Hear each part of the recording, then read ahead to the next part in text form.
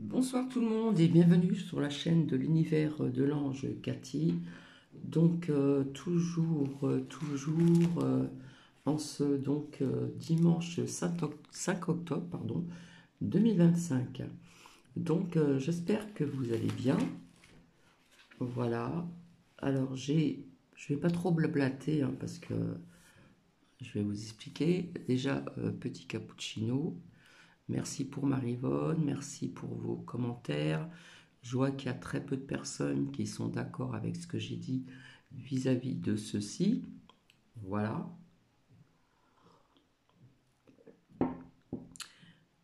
Oui, donc j'espère que vous avez passé un bon dimanche. Alors je ne sais pas pourquoi tout à l'heure je me suis dit, j'ai l'impression de ne pas être dimanche. Allez comprendre.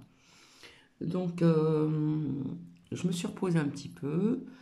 Parce que je suis déjà venue à 2 reprises. Là, c'est la 3e fois que je viens faire un partage. Et puis, j'ai cuisiné tout à l'heure. Je me suis un petit peu coupée, donc petit pansement comme ça, à la vite fait, là, vite fait. Voilà, pour pas éviter de mettre du sang, mais là, je crois que c'est terminé, hein. Donc, ce pansement, il tient bien quand même hein, sous l'eau, parce que j'ai les mains sous l'eau quand même, parce que je nettoie tout après, hein. Donc, voilà. Pardon. Donc, nous allons continuer. Enfin, je vais continuer, ça va peut-être pas intéresser tout le monde, bien sûr, un partage à visionner et à écouter en ce qui concerne donc les Anunnaki, les Sumériens et l'homme. Alors, il y a certainement des personnes qui en ont entendu déjà parler. Il y a quelque temps en arrière, j'ai énormément partagé certaines choses à ce sujet. Donc là, c'est un petit peu différent. Ça dure quand même 25 minutes, donc je ne vais pas trop m'étaler non plus à blablater. Donc, par contre, comment dire, ça peut toucher quand même quelques croyances. Donc, c'est pas évident, hein, c'est pas évident pour Cathy parce que ça peut froisser certaines personnes, etc., etc. Voilà. Donc, ouais, je continue sur cette lancée, c'est pertinent. Donc, comme je vous ai dit aujourd'hui, et puis il y a quelques temps aussi en arrière, pour les personnes qui m'ont suivi, qu'est-ce que je voulais vous dire? Du coup, j'ai perdu le fil.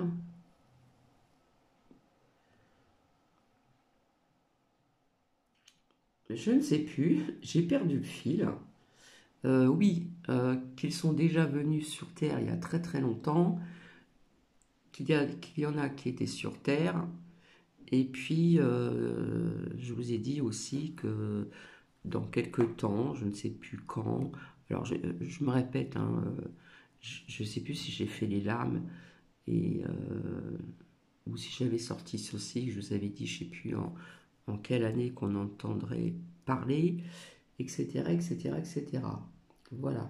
Donc, merci pour quelques commentaires. C'est vrai qu'il me manque des personnes au sujet des commentaires, alors que je me dis peut-être que ce que je partage actuellement, ça ne plaît pas. Donc, bah écoutez, hein, moi j'essaie de faire plaisir aussi un petit peu à tout le monde. Et puis, donc on va continuer ce sujet, d'accord? Donc, sur l'imprévu, l'inattendu, la surprise ou la mauvaise surprise, et puis l'étrange. Et donc le secret, hein, c'est ce que je vous ai parlé, que je vous avais dit qu'il y avait des politiciens et d'autres bien plus hauts qui étaient déjà au courant, qui sont au courant, donc il y a des choses cachées qu'on ne veut pas dire, c'est le mystère et c'est le savoir aussi, et les mémoires du passé. Voilà, et comme je le dis tout le temps, on en prend et on en laisse. Voilà. Donc là, j'ai écouté jusqu'au bout. Euh, et puis, je vais vous le dire, je vais vous citer la citation du soir. Bonsoir, qui est pas très longue. Euh, Rien n'est impossible aux anges, ceci de Karen Goldman. Alors, il me semble que j'ai répondu assez rapidement à Marie. Donc, via le commentaire, je ne pense pas que ça soit ça du tout. Non. Donc, j'ai pas eu le temps de me pencher encore et de relire ce commentaire pour bien comprendre, comment dire, un peu l'histoire entre guillemets et le déroulement pour pouvoir donner une réponse euh, certaine. Mais en tous les cas, ce que j'ai ressenti, ce n'est pas du tout euh, ce que tu as écrit, donc Marie. Donc je fais un coucou à tout le monde. Voilà. Et puis je vais commencer parce qu'après j'ai encore d'autres petites choses à faire. Voilà, je me repose un peu, mais j'ai toujours quelque chose à faire ici. Tout le temps, tout le temps, tout le temps. J'ai arrosé quelques plantes à l'extérieur, j'en ai d'autres à faire aussi. Il y a eu j'allais dire un peu de soleil. Euh, et puis bizarrement, à l'intérieur, j'ai 21 degrés, alors que je n'ai ni chauffage où je suis, ni dans le salon, ni dans la chambre, à part dans la salle de bain, comme je vous ai dit, c'est un grand sèche-serviette. Donc je laisse la porte ouverte et puis ça a l'air de chauffer pour l'instant. Donc nous sommes quand même début octobre, hein. Donc c'est pas mal quand même.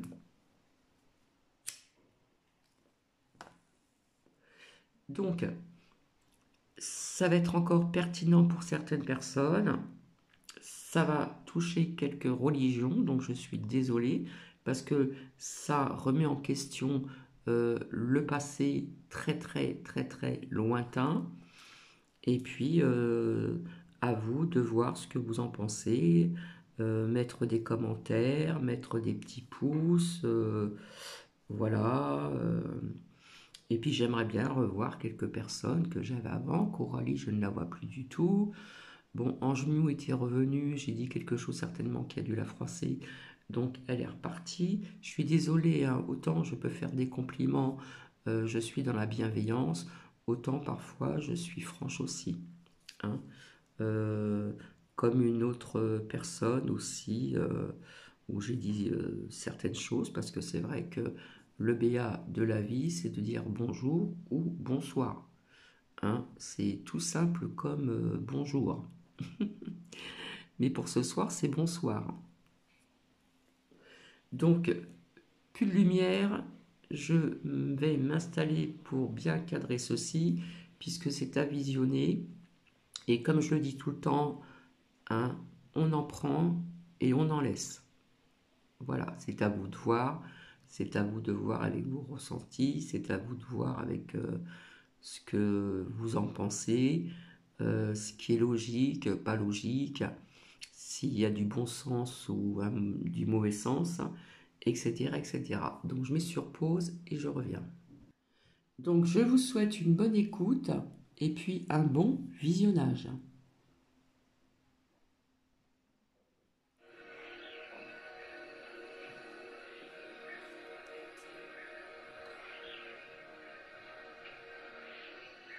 L'univers n'a pas toujours été tel que nous le connaissons aujourd'hui. À l'origine, il y avait l'œuf cosmique, un concentré de masse atomique qui explosa après avoir atteint la limite de la densité il y a 15 milliards d'années et projeta ses fragments à travers l'espace. Certains de ces fragments sont restés incandescents et ont formé les étoiles, d'autres se sont refroidis et ont formé les planètes et les météorites. Ces éclats, voyageant dans l'espace, ont fini par former le nombre inimaginable de 10 puissance 11 galaxies qui forment l'univers. L'univers est si gigantesque que notre galaxie, la Voie lactée, déjà immense puisqu'elle contient 234 milliards de systèmes solaires en plus d'une autre, n'est qu'une goutte d'eau dans cet énorme océan.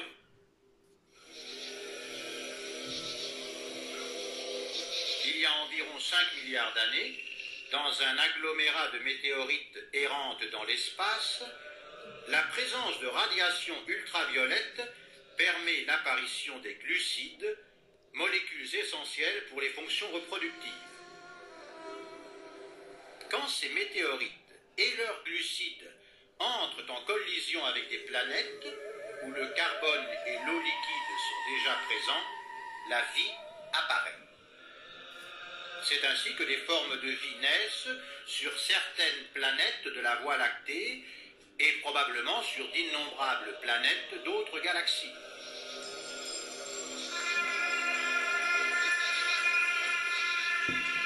Il y a environ 1 million d'années, la Voie lactée s'anime. Des êtres semblables aux humains, mais mesurant 2 fois leur taille, les belliqueux Anunnaki, qui prédominent sur une planète orbitant autour de l'étoile Némésis, acquièrent une technologie si avancée qu'ils peuvent explorer l'espace.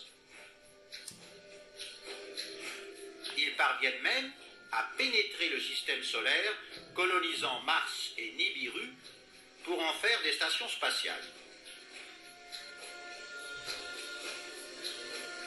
Nibiru est une planète qui met 3600 ans pour effectuer son parcours autour du Soleil. Au commencement, lorsqu'elle fut attirée par les forces gravitationnelles de notre système solaire, Nibiru entra en collision avec la planète Tiamat et la cassa en deux, générant la Terre et la Lune. Son orbite s'est maintenant stabilisée, mais dans le passé, à chaque fois que Nibiru s'approchait de la Terre, elle causait un désastre.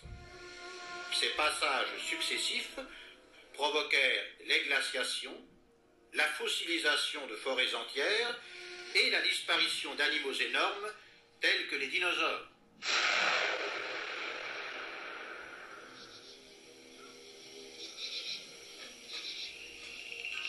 Il y a environ 250 000 ans, à cause de son orbite qui l'éloigne du Soleil pendant longtemps, Nibiru gèle. Pour la réchauffer, les colonisateurs Anunnaki créent un effet de serre en ébulisant uranium, hélium et or dans son atmosphère. Nibiru restait cependant trop pauvre en or. L'occasion pour en obtenir davantage se présente quand le roi Anunnaki, Alalu, destitué de Nibiru et réfugié sur la Terre, découvre qu'il y a de l'or en abondance sur cette planète. L'inscription suivante, se trouvant sur une tablette sumérienne, en témoigne. Sur la grande montagne de Mars, ils ont sculpté avec les rayons l'image d'Alalu. Que son visage regarde pour toujours vers Nibiru, où il a régné, et vers la Terre, où il a découvert l'or.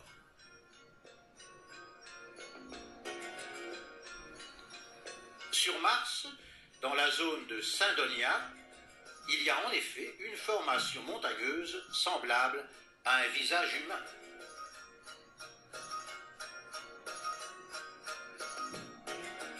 Les Sumériens sont fiables.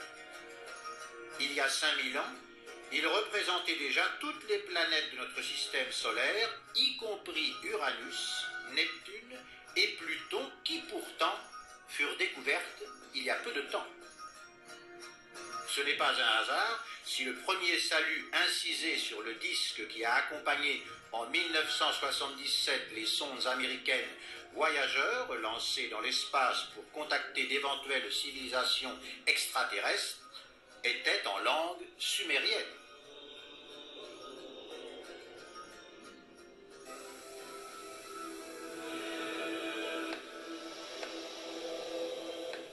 Quand le nouveau roi de Nibiru, Anu, apprend qu'il y a de l'or sur la Terre, il prend la tête d'une expédition. Accompagné par ses fils, Enki et Enlil, par d'autres membres de la famille royale et plusieurs centaines de scientifiques et de militaires, Anu débarque au sud de la Mésopotamie où il établit Eridu, qui veut dire maison loin de la maison. Les tablettes sumériennes citent les Anunnaki comme étant ceux qui sont venus des cieux sur terre. Elle raconte que Anu confine Alalu sur Mars et que les Anunnaki commencent la construction des établissements nécessaires à la mission. Ayant besoin d'eau et de glucides, ils créent l'Éden, champ d'agriculture et d'élevage. Puis, en explorant la terre entière, ils découvrent d'abondants gisements d'or au sud de l'Afrique.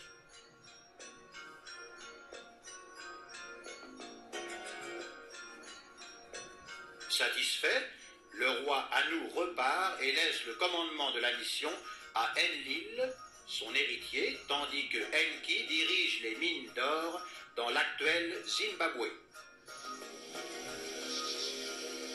Mais les explorateurs Anunnaki, utilisés pour la dure tâche des excavations d'or, refusent bientôt de travailler. Dans la Bible, écrite des millénaires plus tard et qui reprend les récits sumériens, les Anunnaki sont appelés Elohim et cette rébellion est représentée par les anges désobéissant aux ordres de Dieu. En ce temps-là, des troupeaux d'Homo erectus vivent au sud de l'Afrique.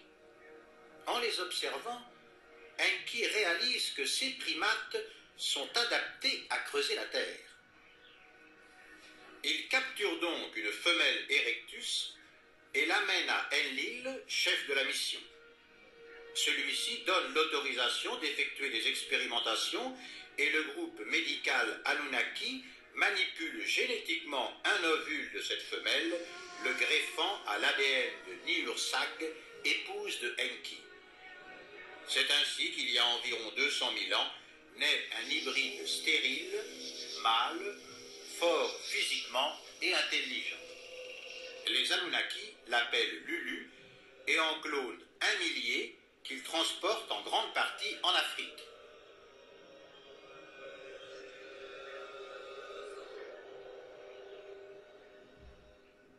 Créés pour obéir et travailler, les Lulus intègrent des concepts inexistants dans la nature. Celui de Dieu, en reconnaissant les capacités supérieures des Anunnaki, et celui de l'immortalité, tiré du fait qu'ils ne peuvent jamais constater la mort des Anunnaki puisque leur espérance de vie dépasse des milliers d'années terrestres.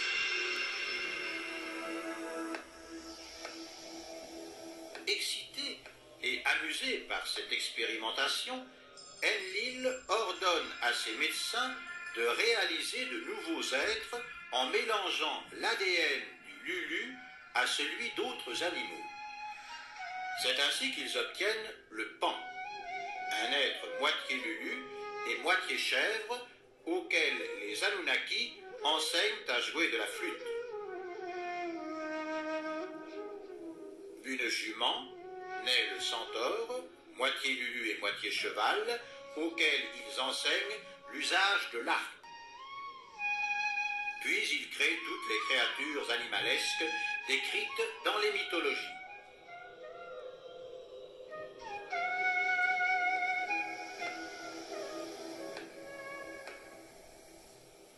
L'amusement se termine lorsque ces hybrides s'éteignent, ne vivant que 100 ans, tout comme les Lulus. Les médecins clonaient en continu, mais en nombre insuffisant. Les travaux traînaient. Enki comprit alors qu'il fallait un Lulu fertile, apte à procréer, sans plus passer par les laboratoires. Enlil n'était pas d'accord sur ce point. Il craignait une croissance incontrôlable de ces êtres qui auraient pu se rebeller, faisant ainsi échouer leur mission. Enki rétorqua qu'avec ce nombre limité de Lulus à disposition, la mission allait sûrement échouer. Alors, contre son gré, Enlil finit par approuver la fertilisation du Lulu et l'on produisit l'Adama. l'Homo sapiens, le progéniteur de l'homme actuel, créé à l'image et à l'égal des Anunnaki. C'était un Lulu amélioré et fécond qui vivait 300 ans, costaud et de 2 mètres de haut. De l'état de pacifique cueilleur d'œufs et de végétaux, ce primate passa à l'état d'homme, le plus féroce des chasseurs terrestres.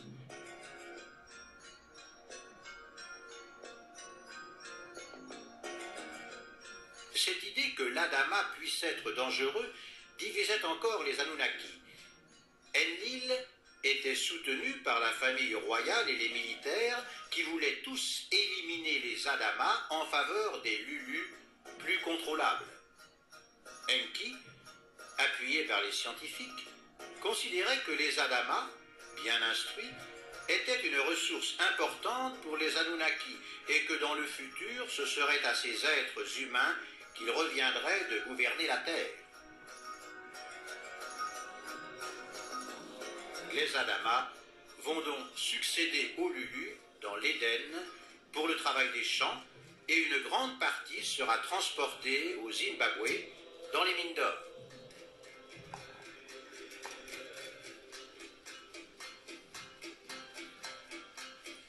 Un problème se pose en Afrique lorsque Enki engrosse 2 femelles humaines et que celles-ci mettent au monde des fils.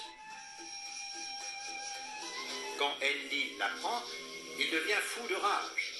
C'est un opprobre pour lui, autant que l'union sexuelle d'un homme avec un animal l'est aujourd'hui.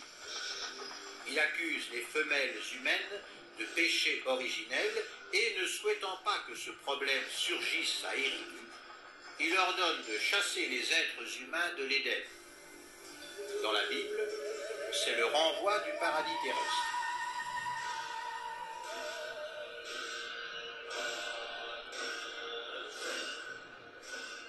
En Afrique, Enki ne chasse personne. Bien au contraire, il enseigne des connaissances supérieures à certains humains pour en faire les premiers rois. Le reste des hommes, eux, doivent creuser.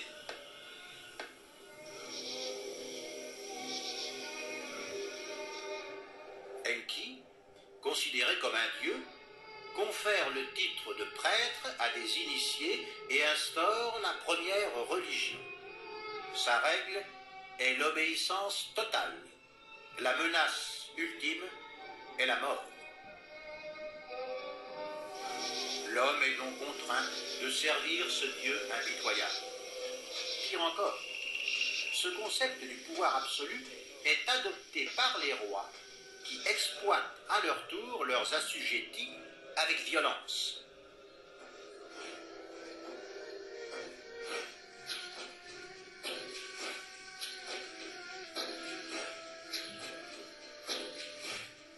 Il y a environ 100 000 ans, le roi Anu meurt. Enlil n'a pas de temps à perdre s'il veut conserver le trône. Les Anunnaki sont sans scrupules et les prétendants ne manquent pas. Il déclare donc la fin de la mission. Sa priorité est désormais que tous se retournent sur Nibiru pour défendre son trône.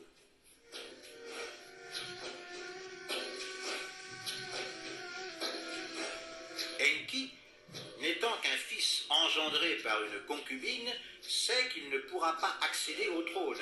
Il refuse donc de partir, estimant avoir déjà son propre trône en Afrique. Enlil se fâche. Il ordonne aux Anunnaki assignés au port spatial de l'île de Pâques, les fameux Moai, de garder Enki sous contrôle. Puis, lui et sa suite quittent la Terre.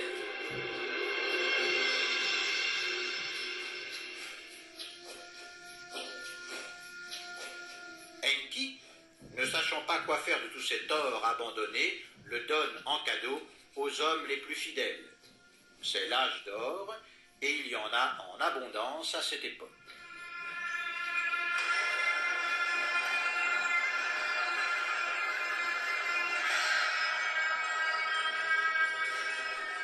Il y a environ 50 000 ans, Enki et sa cour quittent le Zimbabwe pour Eridu.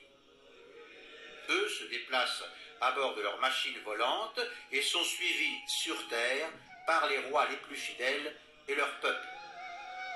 C'est la première grande migration humaine allant de l'Afrique au Moyen-Orient. En remerciement, Enki donne à toute fille de roi l'un de ses fils comme époux, et de ces unions naissent des mortels exceptionnels, les dieux héros.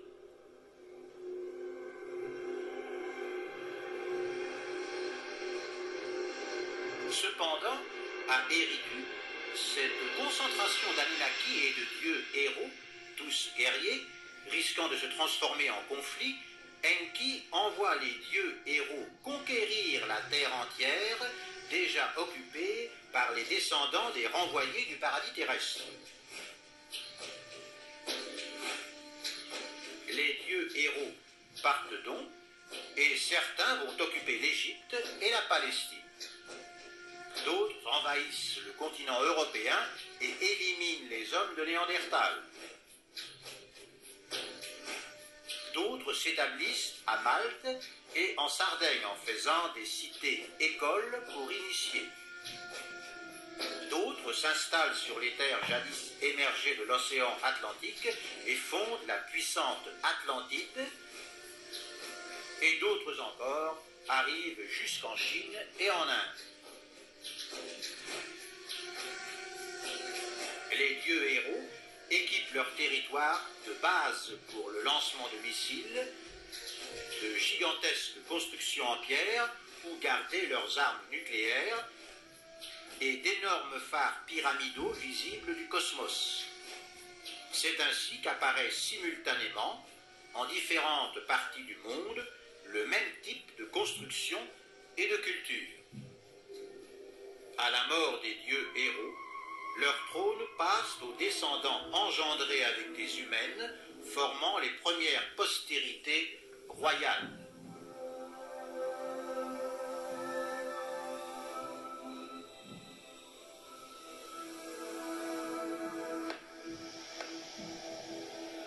Il y a environ 12 000 ans, la flotte spatiale de Enlil, devenu roi de Nibiru, revient sur la Terre pour éliminer ces êtres humains qu'il avait, contre son gré, autorisés à voir le jour.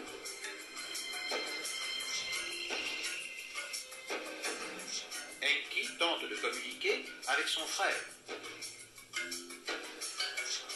La réponse est un rayon destructeur qui s'abat entre le Maroc et l'Espagne actuelle. Dans un grondement terrifiant, la terre qui liait l'Afrique à l'Europe se désintègre dans l'air et l'océan Atlantique s'engouffre comme une furie par le détroit de Gibraltar à peine créé.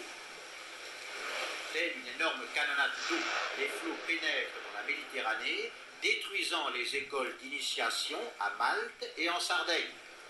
Ils submergent l'Italie, la séparant de la Tunisie, ils inondent la plaine grecque, y créant des îles, puis pénètrent entre la Bulgarie et la Turquie pour former la mer Noire. Enfin, des vagues, hautes de 100 mètres, se dirigent vers Eridu, balayant tout sur leur passage. Qualifié de déluge universel dans la Bible, ce désastre ne touche en réalité que la zone allant de la Méditerranée à la Mésopotamie.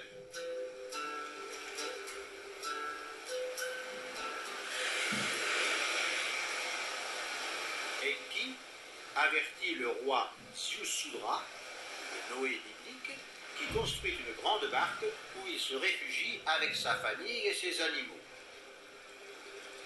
D'autres survivants, provenant des terres désormais submergées par la mer Noire, vont s'installer non loin d'Eridu, où ils fondent Ur, constituant le peuple des Sumériens. Ils ne savent pas qu'ils sont près d'une base Anunnaki.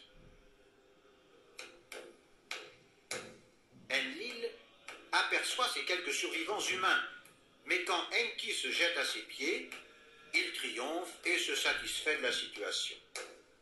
Cependant, Il n'est pas revenu dans le système solaire uniquement pour punir Enki et les humains. Il doit évacuer Mars, devenu inutile. Il repart donc avec son escorte.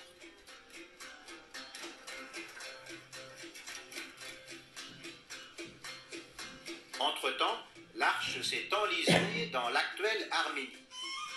Noé et sa famille sortent alors et se regroupent dans les premières agglomérations urbaines. Ils cultivent la terre, élèvent des animaux et vivent en harmonie avec la nature. Oubliant leur origine extraterrestre, ils organisent une société sans hiérarchie et sans discrimination sexuelle, avec comme règle le cadeau pour entreprendre les échanges.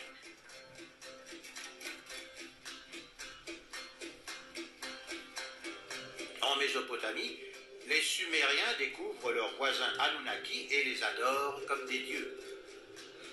Les Anunnaki, eux, se flattant d'être considérés comme des divinités, s'amusent à exposer leur savoir à ces petits hommes à la tête noire. Dès lors, les Sumériens inventent l'écriture en imprimant sur des tablettes en argile des caractères cunéiformes représentant les expressions phonétiques de la parole.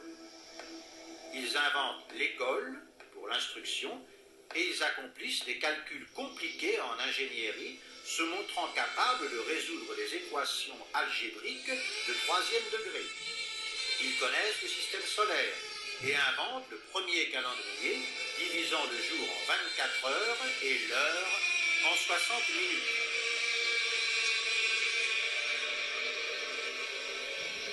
De leur côté, les Anunnaki ambitionnent de se partager la terre. Le fils de Enki, Marduk, soumet les gens de la Tunisie jusqu'au Soudan et constitue le peuple des Égyptiens. Son domaine comprend les pyramides, jadis construites par les dieux héros, tout comme le Sphinx, un énorme lion en pierre que Marduk fait modifier pour lui donner le visage de son fils Nabu. Mais Marduk est bientôt chassé d'Égypte et revient en Mésopotamie où il bâtit Babylone.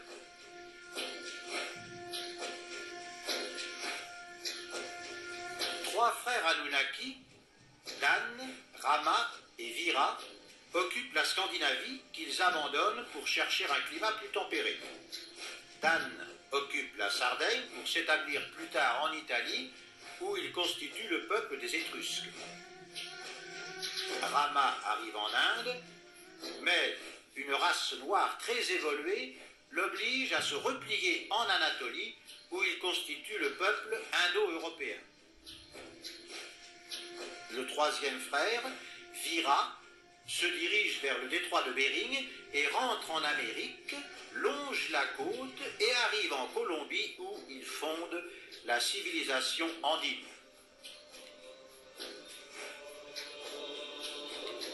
L'Anunnaki Wang, appelé l'empereur jaune, occupe la plaine de Pékin et envahit les peuples voisins, établissant l'ancienne Chine. L'Anunnaki Yahweh occupe la Palestine et s'allie à Marduk pour détruire Sodome et Gomorrhe, qui refusent de se rendre. Les murs vitrifiés de ces villes affichent encore une radioactivité typique des explosions nucléaires. Yahvé avait un ami humain, Abraham, et cette amitié les amène à un pacte d'alliance. Yahvé promet à Abraham et à sa progéniture qu'il leur donnera le pays de Canaan. En contrepartie, Abraham jure de se rendre un culte à Yahvé en tant que Dieu unique et de se faire circoncire, lui et ses enfants mâles, pour se distinguer des hommes des autres factions. Dans le récit biblique, l'un des fils d'Abraham, Ismaël, est l'ancêtre des tribus islamiques, tandis que le petit-fils d'Abraham, Jacob, est l'ancêtre des tribus d'Israël.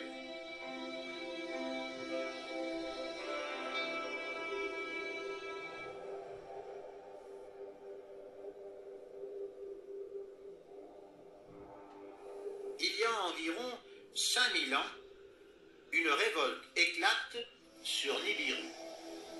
Enlil est sur Mars et la quitte de si mauvaise humeur qu'il arrive sur Nibiru et commet tant d'iniquités que sa propre famille royale le contraint à l'exil. C'est Enki qui est alors rappelé d'urgence sur Nibiru comme héritier du trône. Lui, qui souhaite laisser aux hommes la gestion de la terre, appâte les Anunnaki répartis dans le monde en leur promettant que s'ils le suivent, il partagera avec eux le pouvoir sur Nibiru. C'est ainsi qu'il y a environ 5000 ans, les Anunnaki abandonnent la Terre.